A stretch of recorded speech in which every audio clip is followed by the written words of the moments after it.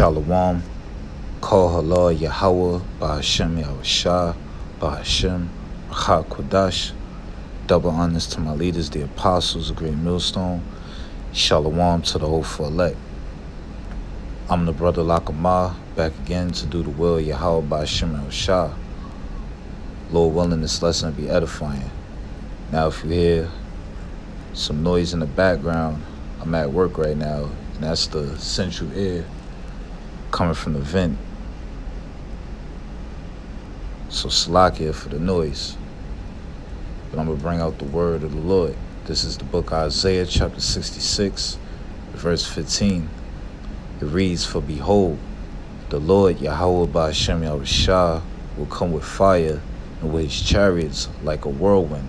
Now this is going into the second coming of our Lord and Savior, Yahushua HaMashiach, who the world ignorantly calls Jesus Christ, who is the Savior of the nation of Israel. The nation of Israel consists of the so-called Negroes, Latinos, and Native American Indians. But I'm going to read it again. "For behold, the Lord Yahweh Ba'Hashem Yahushua will come with fire and with his chariots like a whirlwind." So our Lord Yahushua, he's coming with the chariots and with fire. He's coming with the thousands and thousands of angels. Let's get that real quick. Psalms chapter 68, verse 17. "The chariots of the Most High are 20,000, even thousands of angels. The Lord is among them as in Sinai and his holy place." Now you also could read about that in the book of 2nd Esdras. Let's get that real quick.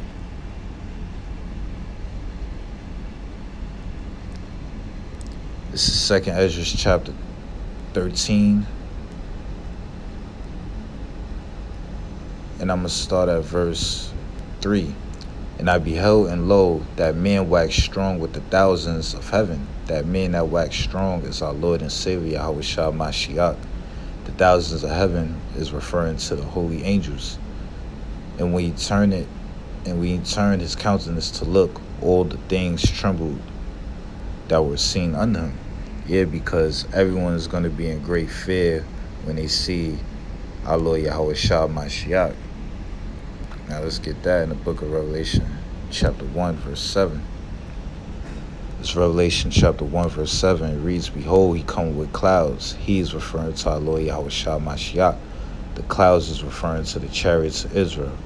"And every eye shall see him, and they also which pierced him." So everyone is going to see the second coming of our Lord Yahushua HaMashiach, even those Roman soldiers that pierced him when he was crucified. "And all kindreds of the earth shall wail because of him, even so Amen." So all nations are going to be mourning. They're going to be in great fear and trembling when they see the second coming of our Lord Yahushua HaMashiach. Back at Isaiah chapter 66, verse 15. It reads, "For behold, the Lord Yahweh Ba'Hashem Yahushua will come with fire and with his chariots like a whirlwind." So we know that the chariots are going to the holy angels. Let's get that real quick. Precept upon precept. This is Psalm chapter 104, verse 3. "Who layeth the beams of his chambers in the waters, who maketh the clouds his chariots, who walketh upon the wings of the wind." So that when you see chambers, a chariot, or clouds, that's referring to the holy chariots.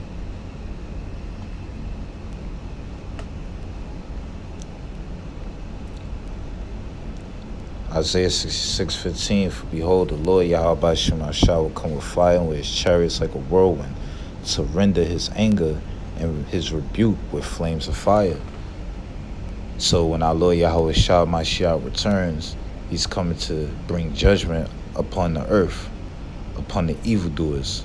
He's coming to render his anger. He's coming to punish the wicked and rebuke them with flames of fire. Now you can read about that fire that the Lord is going to bring in the book of 2nd Esdras 13 chapter. That blast of fire, the flaming breath, the sparking tempest That's the fire that our Lord Yahweh Shah is coming with to judge the wicked. For by fire and by his sword will the Lord Yahweh Ba'Shem Shah plead with all flesh. So by fire and by his sword will the Lord plead with all flesh. He's going to judge all evildoers by fire and by the thermonuclear missiles. So the fire that's coming from the holy chariots, along with the thermonuclear missiles, the 200 million warheads, that's what's going to judge the wicked. That's what's going to judge evildoers. And the slain of the Lord Yahweh Ba'Shem Shah shall be many. The book of Jeremiah speaks about the slain of the Lord shall be at that day from one end of the earth even unto the other. The book of 2nd Esdras also tells you that there'll be many more of those that perish than those that be saved. And the slain of the Lord shall be many. That's going to 2/3 of the nation of Israel, along with the heathen nations. They're going to be destroyed on the day of the Lord because of their wickedness, because of their evil doings, their evil deeds.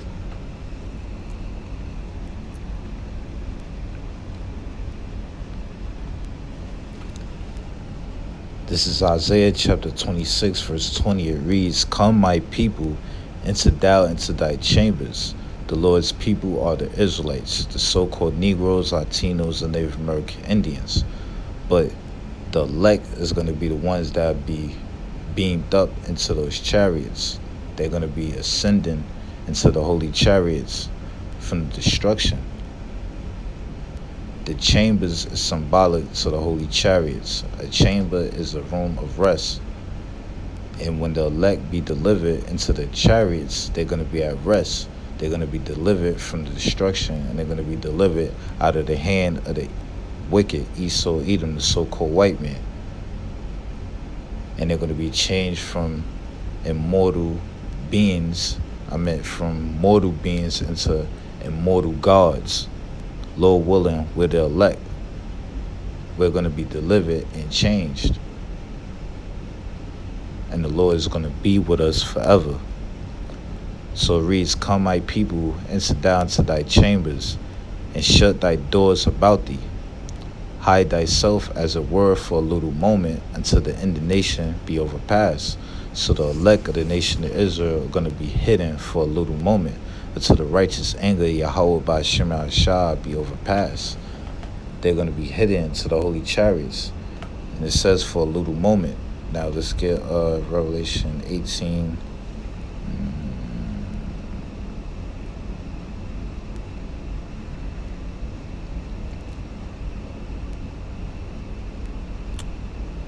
Revelation chapter 18, verse 17. "For in 1 hour so great riches come to naught." So it's going to take 1 hour for the riches of Babylon the Great, which is America, to come to naught. Why? Because our Lord Yahweh Shah is going to destroy everything that's in America. He's going to destroy Esau, Edom rulership. And every shipmaster and all the company and ships and sailors, and as many as trade by sea still fall off and cried when they saw the smoke of her burning, saying, "What city is like unto this great city?" And the other nations are going to be distressed. They're going to be crying. They're going to be wailing when they see Babylon the Great be destroyed, because this is how they become rich, through commerce, through trading, by selling their products, their goods to America. But in the near future, this place is going to be completely destroyed. And all these nations, these heathen nations, are going into captivity. And their cash cow, Babylon the Great, aka America, is going to be completely wiped off the face of the earth. This place is going to be completely destroyed. And ain't going to be no more commerce or trading, no more importing goods to Babylon the Great.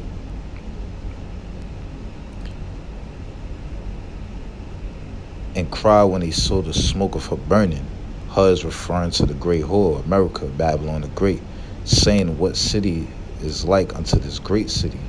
And this is the great city, America. And they cast dust on their heads and cried, weeping and wailing, saying, Alas, alas, that great city wherein was made rich all that had ships in the sea by reason of her costliness.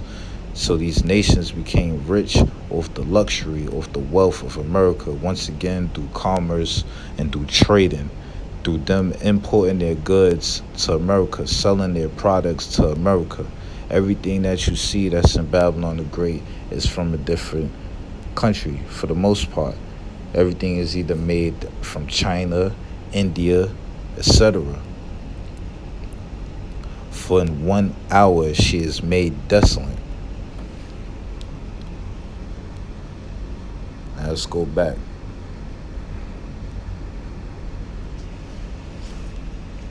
Isaiah chapter 26, verse 20, verse 21. For behold, the Lord Yahweh Shema shall come out as place to punish the inhabitants of the earth for their iniquity. So the Lord is coming to bring judgment upon all evildoers, upon the wicked, upon 2/3 of the nation of Israel, upon Esau, Edom, so-called white man, and the rest of the heathen nations. He's coming to bring judgment, and that's by fire, which will be the second death. 2/3 of the nation of Israel, along with the heathen nations, they're going to be consumed in the fire that the Lord is about to bring in the near future.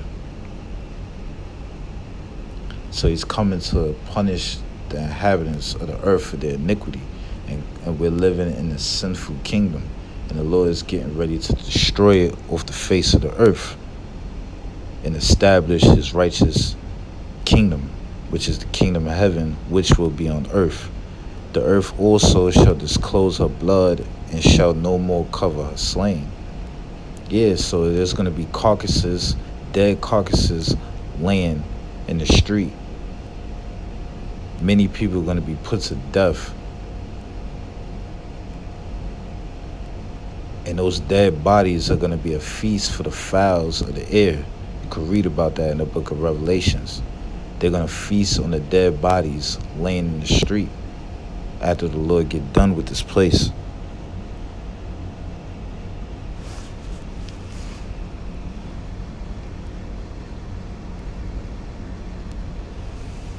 It's the book of Matthew chapter 24, verse 29. Immediately after the tribulation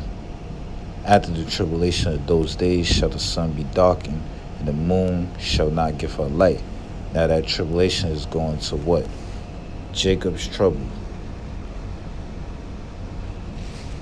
Jeremiah chapter 30, verse 7. Alas, for that day is great, so that none is like it.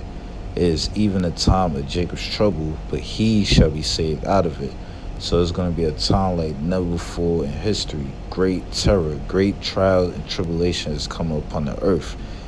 That day is going to be the day of Jacob's trouble, but he shall be saved out of it. He is referring to the elect of the nation of Israel. The elect is going to be delivered out of that great tribulation. Back in Matthew chapter 24, verse 29 again. Immediately after the tribulation of those days shall the sun be darkened, and the moon shall not give her light. So the sun, the moon are going to be darkened. They're going to be covered, and the stars shall fall from heaven. The stars is referring to the thermonuclear missiles. And the powers of the heavens shall be shaken because of the impact of the thermonuclear missiles. Now, when you read, let's get this real quick. Isaiah chapter 24, verse 20, it reads, the earth shall roll to and fro like a drunkard. So the earth is going to shake and rock to and fro, side to side like a drunkard, like an intoxicated person, and shall be removed like a cottage, and the transgression thereof shall be heavy upon it. It shall rise and not fall again. And once this place be destroyed, once Esau, Edom rulership be destroyed, it's never going to rise again. It's going to be completely wiped off the face of the earth, and Esau, Edom is going into captivity.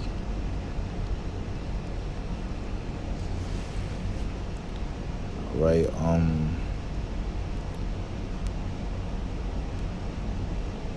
This is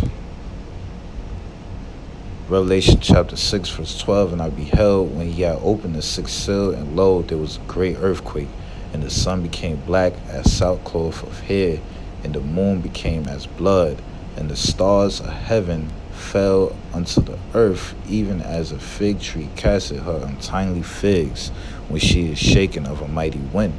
So it's going to be a great earthquake due to the stars of heaven, which are the thermonuclear missiles. It's going to be 200 million warheads that come to Babylon the Great to shake and destroy this place. It's going to be a great earthquake that's going to cause all types of natural disasters, and great fear is going to be upon the earth. People are going to be destroyed on that day.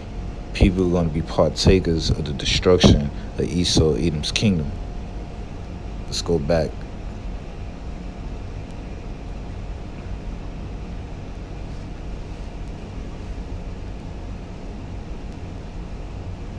Matthew chapter 24, verse 30. And then shall appear the sign of the Son of Man in heaven. So simultaneously, when all these things happening, when the stars of heaven, when the missiles come down, our Lord Yahweh Shah and the holy angels are going to appear. And then shall appear the sign of the Son of Man in heaven, which is our Lord Yahweh Shah Mashiach. And then shall all the tribes of the earth mourn. Yeah, everyone's going to be in great fear when they see the power of our Lord Yahweh Shah Mashiach, when they see his presence, when they feel that vibration. He's coming with great power and great glory. And they shall see the Son of Man coming in the clouds of heaven with power and great glory. That's spirit. So our Lord Yahweh Shah, he's coming with thousands and thousands of angels. He's coming with those chariots, and they coming with great power and great glory.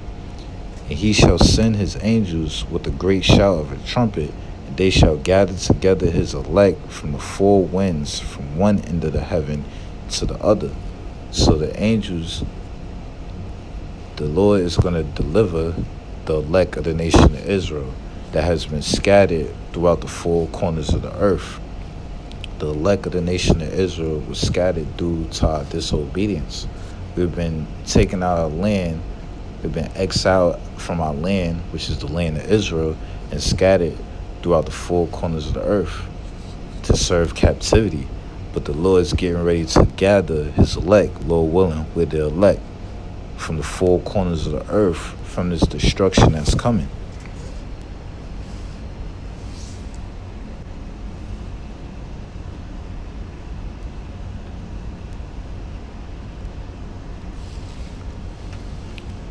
This is 1 Thessalonians chapter 4 and verse 16.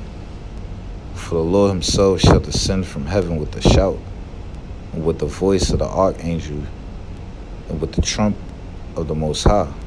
So the Lord shall descend from heaven with a shout. Now when you read the book of Acts, let's get that real quick. Chapter 1. I'm going to get straight to the point. Acts 1, chapter 1, verse 9. And when he had spoken these things, while they beheld, he was taken up, and the cloud received him out of their sight. That's going to our Lord Yahweh Shah Mashiach. He was ascended into the holy chariots. And while they looked steadfastly towards heaven, as he went up, behold, two men stood by them in white apparel. Those two men are angels, which also said, Ye men of Galilee, why stand ye gazing up into heaven? This same Yahweh Shah, which is taken from you, which is taken up from you into heaven, shall so come in like manner as ye have seen him go into heaven. So the same way our Lord Yahweh Shah was ascending up into the holy chariots, he's going to come back with those chariots descending. He's going to come down from the heavens with the chariots. So that's backing up 1 Thessalonians 4:16. Let's read that again. For the Lord himself shall descend from heaven with the shout. So ascend means to go up. Descend means to come down. with the voice of the archangel, and with the voice and with the trump of the Most High. And the dead in Yahweh Shah Mashiach shall rise first. That's going to those that died in the faith. They're going to be risen up first when Yahweh Shah returns. Then we, which are alive and remain, shall be caught up together with them in the clouds. So, Lord willing, we're here into that very last day. Our Lord Yahweh Shah returns. We're going to be beamed up into the chariots. We're going to be caught up together into the chariots with those that died in the faith to meet the Lord in the air. And so shall we ever be with the Lord. We're going to be with the Lord forever and ever. He's not going to turn his back on us. He's going to be with us forever. Wherefore, comfort one another with these words. And these words that's in the Holy Scriptures, they're comforting. They comfort us because there's still hope. There's still hope that our Lord Yahweh Shah is coming to get us out of the hand of the wicked.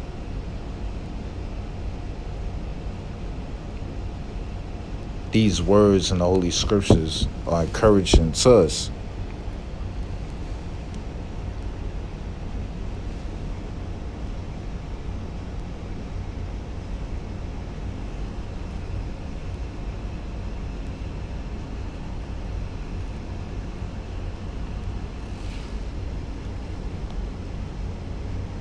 It's 1 Peter chapter 4, verse 17. For the time has come that judgment must begin at the house of the Most High. So judgment is going to begin at the house of Israel, those that know that they're Israelites. And if it begin at us, what shall the end be of them that obey not the gospel of Yahweh Shema Shah power? So if it begins with us, what is the destiny of those that did not obey the good news, that did not obey the gospel? The end for those that obey not the gospel of Yahweh Shema Shah, they're going to be destroyed. They're going to be left here, and they're going to have a missile with their name on it, and they're going to be burnt up in the lake of fire. And that's 2/3 of the nation of Israel, those that obey not the words of Yahweh Shema Shah. And if the righteous scarcely be saved, where shall the ungodly and the sinner appear? That's right, because the righteous, which is the elect, are going to be barely saved. They're going to barely make it. That's why in the book of Revelation, I believe 11th chapter, it speaks about the elect were frightened and gave glory because they was scarcely saved out of that destruction, out of the destruction that's coming in their future. But it says, where shall the ungodly and the sinner appear? So if the righteous shall barely make it, the ungodly, 2/3 of the nation of Israel, along with the heathen nations, they're going to be right here on earth. And the missile is going to hit and destroy them. It's going to burn them up. They're going to be turned into dust.